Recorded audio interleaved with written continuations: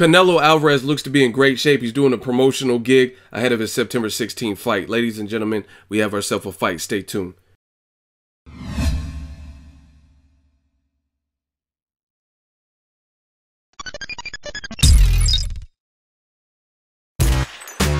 Boxingego here. If you like this video, make sure you hit the like button and also subscribe to the channel and hit the bell icon on the top of your screen to get notified when the latest new content drops. What up, Fight World? It's your boy Ego and I'm back with some more boxing. Make sure you smash the like button. Also hit the subscribe button if you're new. Hit the bell notification icon if you want to get the notifications for all the latest in boxing, some insight and all the good stuff, man. September 16th, it goes down. We have a time, we have a place, we have a network, and we have a venue now. They just announced recently, last week or earlier this week, that T-Mobile Arena is the official home. So Las Vegas, people start booking your rooms, your flights, your accommodations, or call your family members if they have family out there, you want to stay with them, things of that sort. Because it's about to go down. Now, the pictures you're going to see in the thumbnail and the pictures you see in this video is from a recent promotional shoot for the fight. And I got to tell y'all, man, Ego Weight Watchers. So Ego Weight Watchers is my original series where I give you guys a look into the fighter lifestyle before, after progress pics, especially if they have a fight coming up. And again, this is September 16th. This fight is going down. Canelo Alvarez, he's looking to be in good shape, man. And I did a video, I think it was an Ego Weight Watchers video about a week after the Julio Cesar Chavez Jr. fight, and there were some people leaving smart aleck comments like, oh, it's easy to stay in shape when you just fought 3 days ago. Well, guess what? It's been longer than 3 days now, and guess what? Canelo still looks to be in shape. I was born ready. So this is a good fight, man. I think Canelo and his team were very smart. You can, as far as 2016, you can take that how you want about him vacating the belt. That's not what I'm referring to. That obviously made Canelo look bad, and then you fought Liam Smith, you fought Amir Khan that year. It didn't make Canelo look good. But what I'm giving them credit for, what I think they did well and smart, is they know their fighter is younger, right? They know Golovkin, in the eyes of many, and only the radical, unobjective fans can probably dispute this, but Golovkin did not look as dominantly forceful in his last two fights that he did in some of the others. I mean, I was at Golovkin. I covered it as media. Golovkin versus Dominic Wade. The crowd was lit. Chocolatito was on the undercard. There were 16,600 people roughly in the forum, the fabulous forum in Inglewood, my state, California.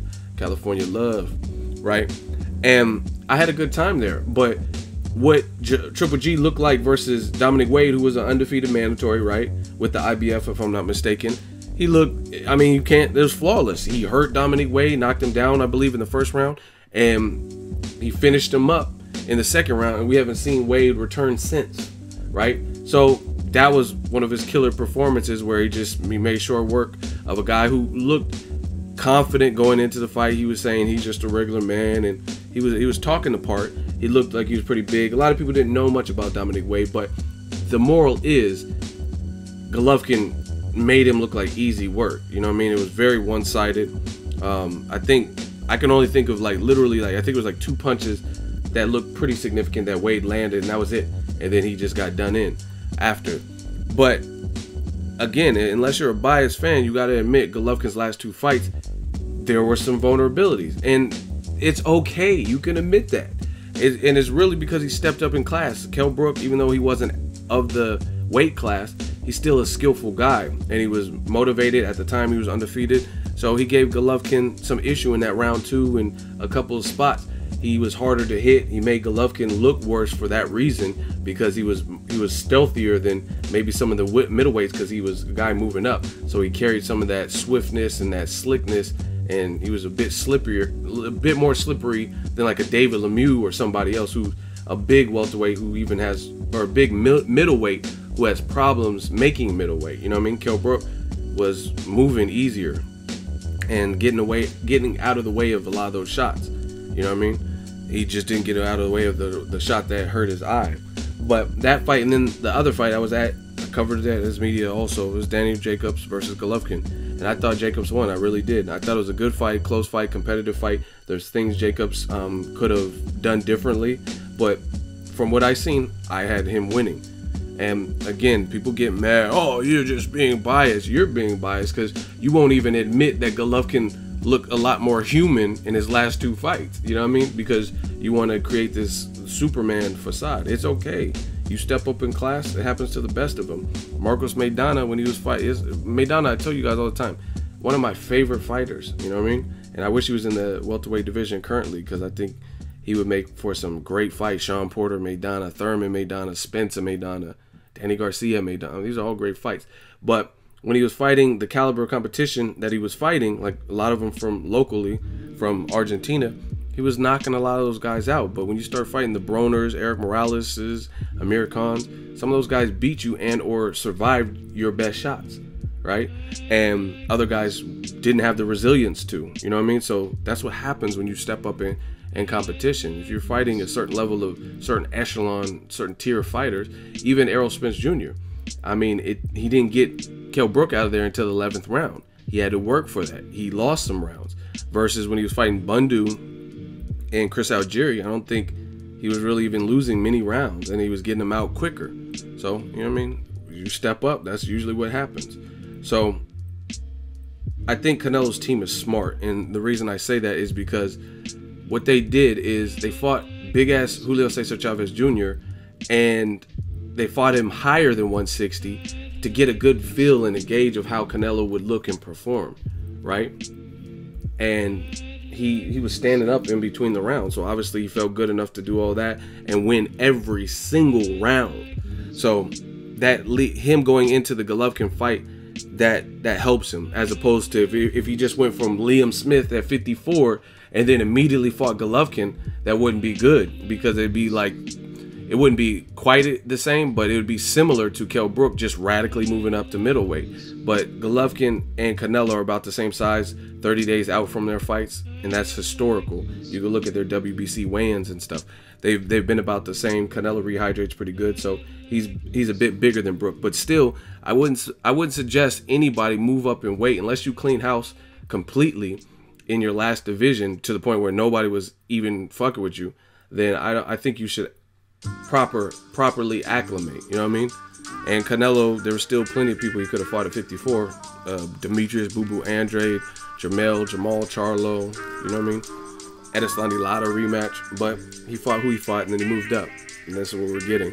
But I think Canelo's team was smart to put him in there with Chavez Jr., get acclimated, fight higher than 160, because now he just has to taper down. And as you've seen from the pictures in this video, Ego Weight Watchers, aka Ill, the man's in shape, and he looks in good shape, and it gets you kind of in line with where you need to be. You know what I mean? It's just like when people run like those triathlons and marathons and stuff like that. They don't just wake up one day and run this, you know what I mean, 14 miler, you know what I mean, 4K or whatever race that they're running. They don't just do that.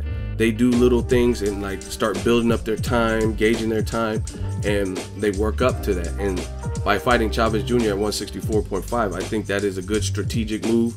Get in there, and just so no one leaves stupid comments, even though some of y'all are gonna do it anyway, some people, but as long as you don't misconstrue what I'm saying, I don't really care. I'm not saying Golovkin and Chavez Jr. are the same caliber of fighter. Of course, Golovkin has showed us that he's a better fighter, right?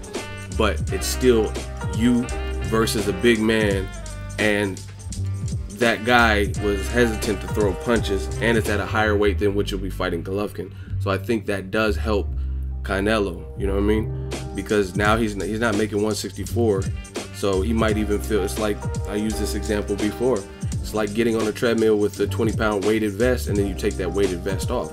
You know you can at least compete at 164.5 versus a guy who, you can argue he struggled to make weight and all this, but there's a guy who's big enough to hurt you, and you made him gun shy, and you went a full 12 rounds. You didn't stop him in the third because he was so weight drained.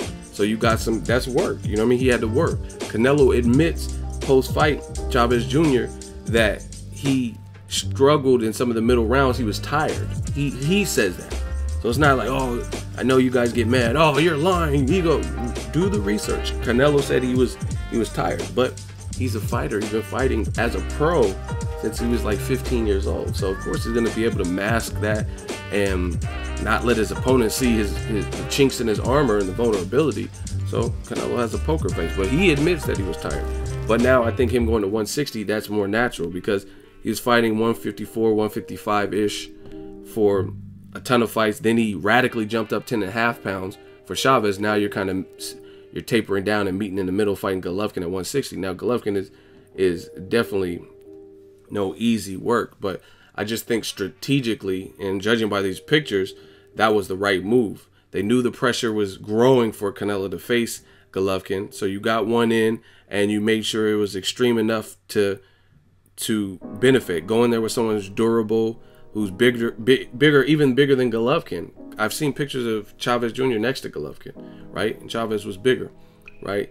And you fought him at the 164.5. Now you're going down, so you're meeting Golovkin at the middle. That proves something to yourself. You know you can at least hang at a higher weight, you know what I mean, versus just going from, like I said, Liam Smith straight there. So ego weight watchers, Canelo, he's in shape. He looks good and he's taking it serious. And I don't know Canelo personally, but I really get the feeling from I look at boxing on a deeper level than some people, and I look at body language, even facial expressions and things like that. Canelo is a lot of people gonna get mad because they're emotionally invested and want to call fighters names and stuff like that. Canelo's no punk, and I really see the dog in Canelo. Like, I've seen it several times. Here's a few quick examples. When he was fighting Alfredo Angulo, a known puncher at the time, right? It was right before the fight got stopped, somewhere around there. He was waving to Angulo to come on. He was like, come on. He was against the ropes, kind of like he did with Chavez Jr.